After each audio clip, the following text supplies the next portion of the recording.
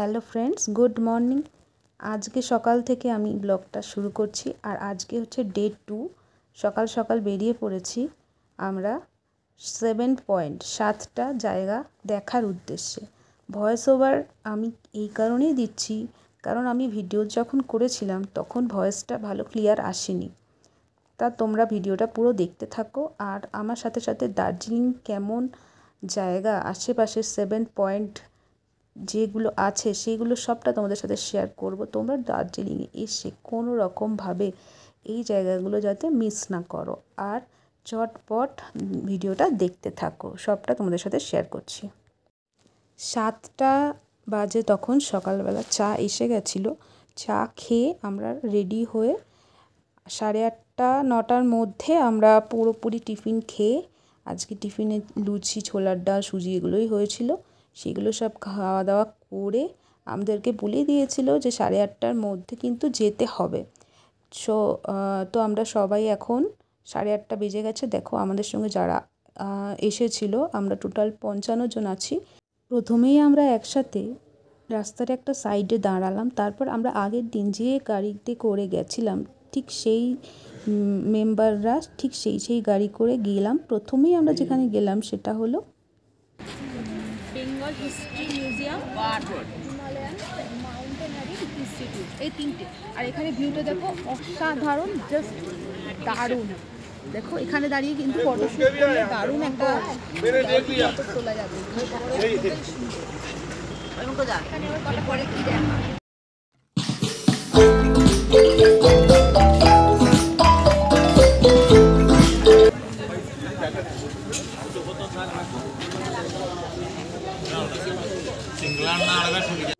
তবে একটা জিনিস কি আমাদের অজানা ছিল, আমরা এখানে এসে জানতে পারলাম এখানে কিন্তু 110 করে পার পার্সন, ফরেনারদের জন্য 180 টাকা।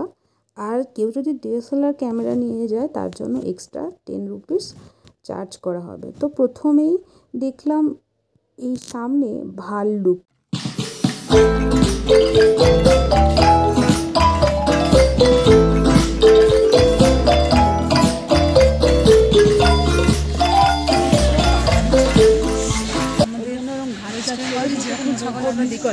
সেখানে থেকে এগুলো একটু ডিফারেন্ট। দেখো না কি খাচ্ছে, একবার দেখে নাও।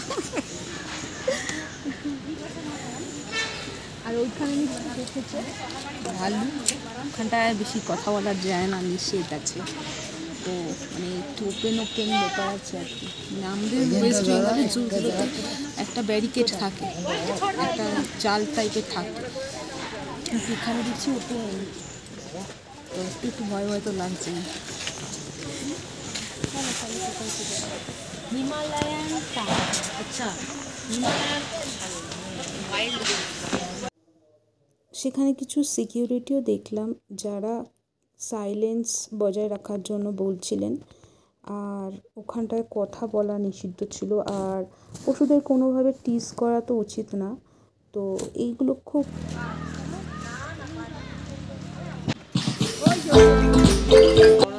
দেখার পর এখন আমরা দেখতে চলেছি হিমালয়ান মাউন্টেনারি ইনস্টিটিউট। সবাই সঙ্গে জানো তো, এখানে না ট্রি টপ 10 কোর্স ছিল। গাছের ওপরে। তো এখানে ফটোগুলো দেখে তোমরা নিশ্চয়ই আইডেন্টিফাই করতে পারছো। স্পেশালি এটা বাচ্চাদের জন্য ছিল, তবে বড়রাও করতে পারে। তো আমার মতে ভালো তো লাগছিল, ডেফিনেটলি একটু ভয়ও কাজ করছিল।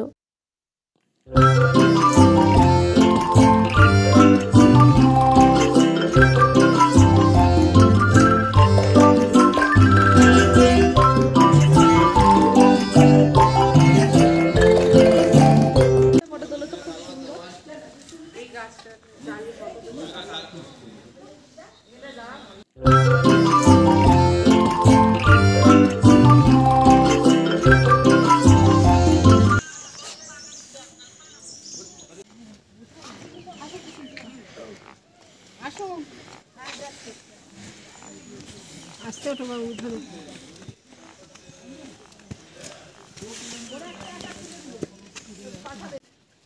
ওইভাবে করেছে। আমারও অনেক ক্যামেরা অ্যালাউ ছিল না, ভিডিওগ্রাফি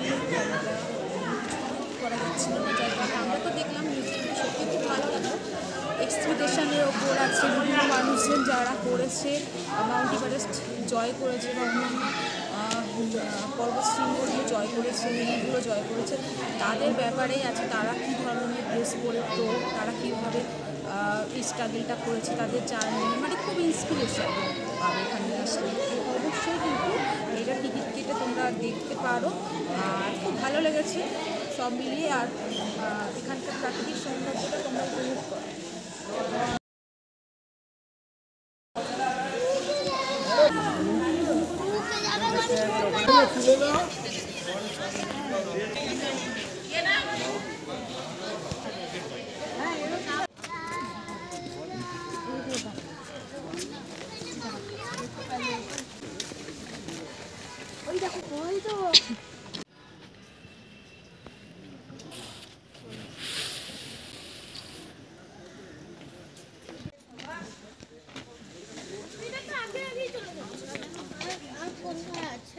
হ্যাঁ, আরো আছে উপরে, এবার ঘুরে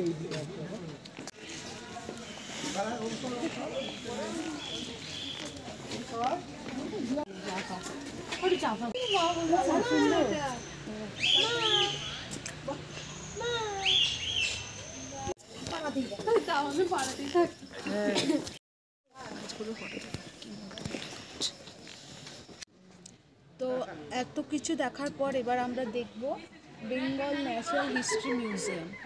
এটাই মনে হচ্ছে আমার যতটা সম্ভব লাস্ট। এরপরে আমরা আবার একটা অন্য পয়েন্টে যাব।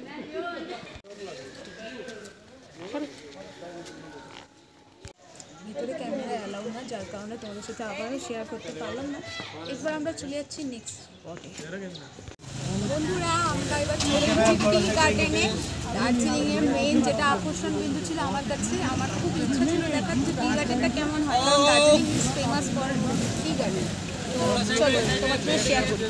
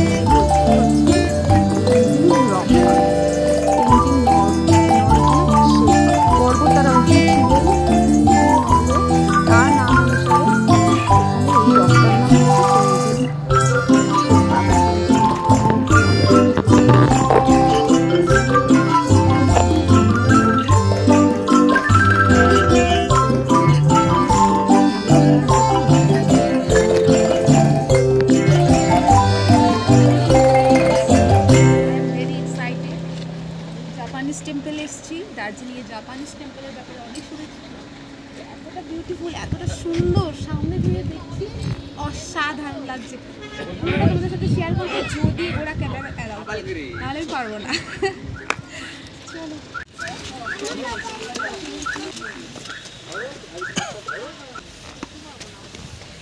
শান্ত, নিরিবিলি, আর একটা ঠান্ডা হাওয়া বইছে, ভালো লাগছে। 24 and 26.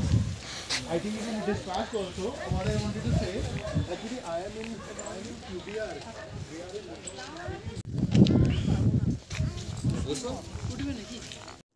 এই জাপানিজ টেম্পলটা সত্যিই খুব সুন্দর। আর কি বলতো, অনেকটা সিঁড়ি ভেঙে ওপরে উঠতে হয়। তো যাদের হাঁটুর সমস্যা বা যাদের বয়স হয়ে গেছে তাদের পক্ষে এটা পুরোপুরি উপরে উঠে দেখাটা খুবই মুশকিল ব্যাপার। আমার মা এবং আরও কয়েকটি কাকু কাকিমা ওরা উঠতে পারছিল না, যার কারণে নিচে বসেছিল। আর আমরা যারা ছোটরা ছিলাম তারা আর কি ওপর পর্যন্ত উঠেছি। আমরা নিজেরাই হাঁপিয়ে যাচ্ছিলাম, এতটাই বেশি উঁচু।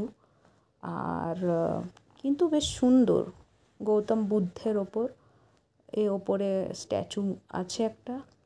আর জানি না কেন আমাদেরকে যে গাইড নিয়ে গেছিল সেই বলছিলেন যে মার্চ মাসে এতটা ঠান্ডা হওয়ার কথা না।